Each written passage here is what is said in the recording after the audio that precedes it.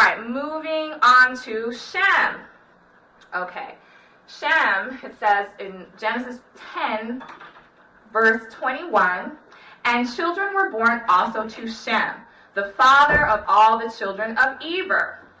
Eber is the father of the Hebrews.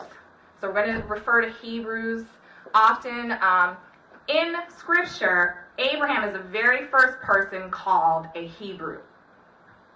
And from that point forward, many times when people were referring to the nation of Israel, they called them Hebrews. So I want you to think, when you hear Hebrew, think Israel. They are synonymous throughout Scripture. Here is the geography of Shem again to remind us. This particular map limits Shem primarily to the Arabian Peninsula, Middle East, what we call today the Middle East.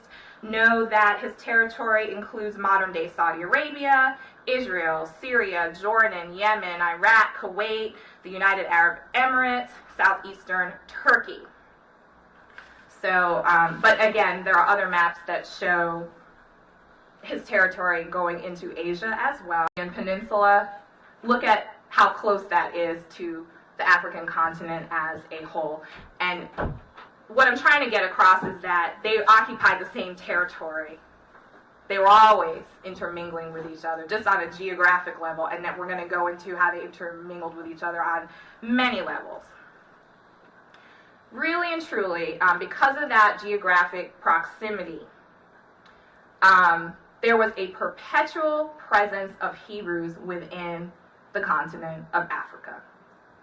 Perpetual. Never a time when they weren't there. And if you don't know that now, by the end of this presentation, you will know. We're going to go into detail. I'll try to go do it quickly, but just know, Israel, Hebrews, they always had a presence in what we call the African continent.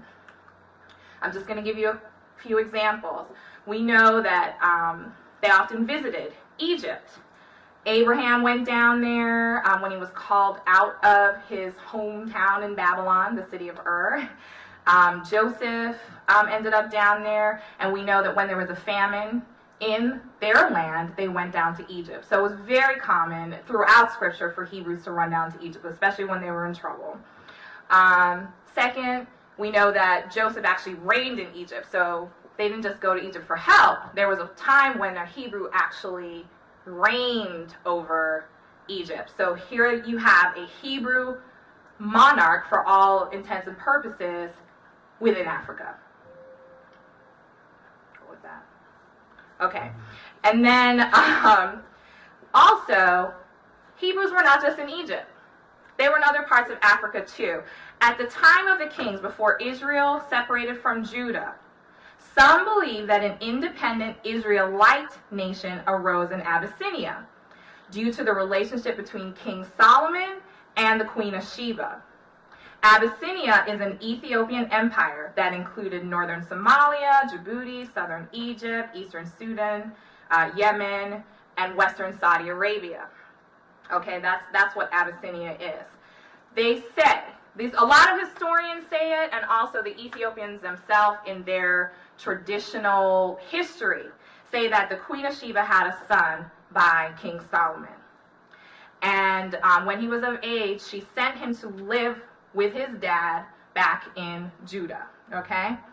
Well, Israel, because they were not separated yet. So just think of Israel as a whole, a unified nation. She sent him back. Solomon anointed him and crowned him king of Abyssinia in the temple. Then he returned to Abyssinia, taking with him doctors of the law, and he took one from each tribe back with him. He also took Azarias, the son of Zadok the priest, and a copy of Torah. All right?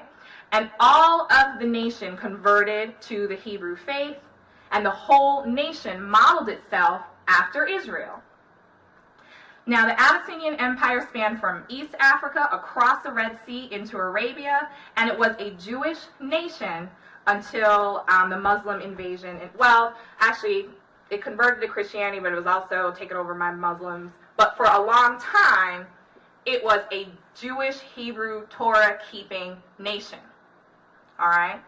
Now, traditional Ethiopian history says that the Queen of Sheba was a Jew before she even met Solomon. That's what they say. And they also record that the nation as a whole converted to Christianity. And unfortunately, when they did that, they persecuted a lot of the Hebrews who wanted to stay faithful to their original faith and keep Torah. And because of it was really bad persecution. You can look up on YouTube videos of it where they were living in poverty, they were segregated, sometimes they weren't allowed to go to school. And because of that deep persecution, those Ethiopian Jews, many of them chose to escape. They wanted to leave their native land, and many of them dwell in Israel today, and they are known as the Falashas. So when you hear Falashas, know that those are Ethiopian Jews. But before they got to Israel, they were just keeping straight Torah. They didn't know about the Talmud, didn't keep that. They were just according to the book. What does Falasha mean? I actually do not know what the word Falasha means. Derogatory term. What? It's a derogatory. Is it okay, it's a derogatory term. And just to back this up, one of the reasons, I don't want to go into detail, but not everybody can just roll up in Israel and become a citizen. Let me just put it that way. You have to be able to prove some connection to the original people. That's what they say. So modern Israel based their acceptance of the Ethiopian Jews on a 9th century, I don't think I have it with me, but I'll just say what I do remember. There was I believe it was from the 9th century, a Jew known as Eldad Danny. Ben Danny, does anybody remember his name? Anyway, he's from the tribe of Dan. He said the Ethiopians were from the tribe of Dan as well. And he claimed that from a long, long time ago. And some high rabbi in Israel actually agreed and believed. And so that's why they allowed the Falashas to come live in Israel as 100% Jews. Literally means wanderer. But Falasha means wanderer. Thank you very much. So I just want you to know there are ancient sources that back up this whole Ethiopian story. And then, if we didn't know anything else, it's in Scripture as well. Acts chapter 8, verse 27 says, 27 through 30 says, and he arose and went, this is talking about the Ethiopian eunuch, and he arose and went, and behold, a man of Ethiopia, an eunuch of great authority, under Candace, queen of the Ethiopians, who had the charge of all her treasure, and had come to Jerusalem for to worship. And on his way home was sitting in his chariot reading the book of Isaiah the prophet. Then Philip ran up to the chariot and heard the man reading Isaiah the prophet. Do you understand what you are reading? Philip asked. I underlined some of the text there to point out a few things. Here you have an official from the Ethiopian nation. Number one, he was an official. And notice again, queens were still reigning in Ethiopia at that time. Why did he come to Jerusalem? To worship. Know that Israelite men were commanded to come up at least 3 times a year for the feast. He had to come. He came up to worship. It wouldn't make sense for him to come to Jerusalem to worship unless he was one of those people, right? Okay, second, he's in the chariot reading the book of Isaiah. Why would he be reading Hebrew scriptures unless he himself was a Hebrew? And what language do you think the Isaiah was written in? Hebrew. Okay, and so he's reading it loud enough, Philip hears him reading it, understands what he's saying, and he says, do you understand what you're reading? He was not saying, do you understand the language? Do you understand what you're reading from a spiritual perspective? I read this scripture so many times growing up because they were all excited that a black man got baptized. And then it's finally when I got some truth, I looked at it and I said, wait a minute, he was one of them. That's the only thing that makes this whole thing make sense. So, and then we know, yes, he got baptized and took back the good news of the Messiah back to the nation. All right. Now, I talked about the geographic closeness of Ham and Shem. Well, as often is the case, they mixed up. They often got with each other. They often married each other and produced offspring that then became part of the nation of Israel. So we're going to see that in certain scriptures. We know about it from the geography.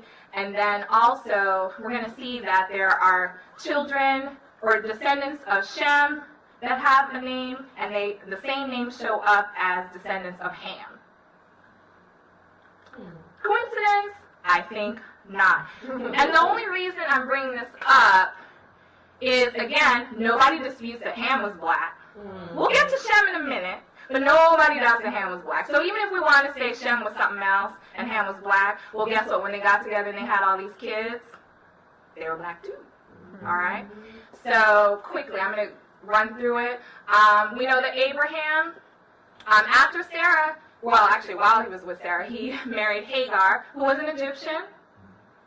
And Keturah, it doesn't say exactly that she was a black woman, but we can deduce that she was from a number of scripture. Let me just make sure I'm on the right. Well, what is an Arab? Okay. So if you want to look it up, because I need to keep going, but Abraham and Hagar, you'll see in Genesis chapter 16 and verse 3, Hagar is referred to as an Egyptian, a black woman, all right?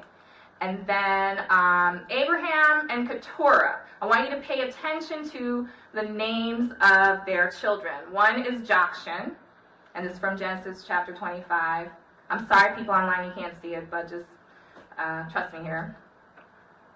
And they also, from Abraham and Keturah, came Jokshan, and then Sheba and Dedan. So let me ask, if Abraham was a Hebrew from the line of Shem, and these his descendants, they were Hebrews from the line of Shem as well, correct? Correct. Okay. All right. Noted in the Table of Nations, Genesis 10, verse 7, among the sons of Cush, Sheba and Dedan. Okay? Same names.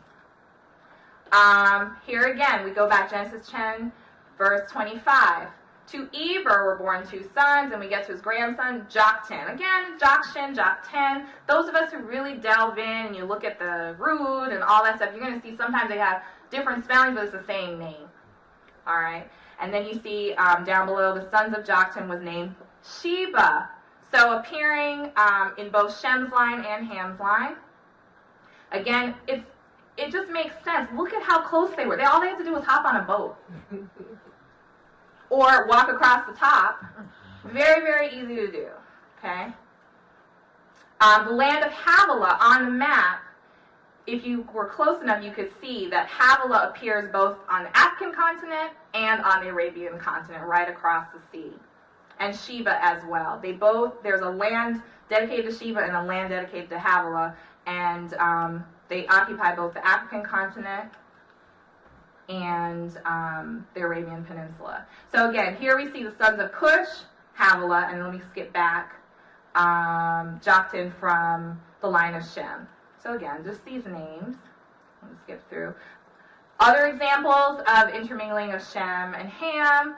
Ishmael married a black woman. That's in Genesis 21:21. Esau married 2 black women. That's Genesis 28, verses 8 and 9. Moses, we all know he married an Ethiopian woman because he got in trouble for it. That's Numbers 12, verse 1. And Joseph was given an Egyptian wife when he assumed the throne, and that's Genesis 41. Sisters, you were hot stuff. The patriarchs really, really liked them some black women. So, just pointing that out. You said nothing's changed? Just pointing out, because so many of us, we don't like how we look. We try to change it so much to look like other folk. We didn't have to do any of that back then. They really, really liked us. And these were like kings, men ruling over us. They really liked us. So, just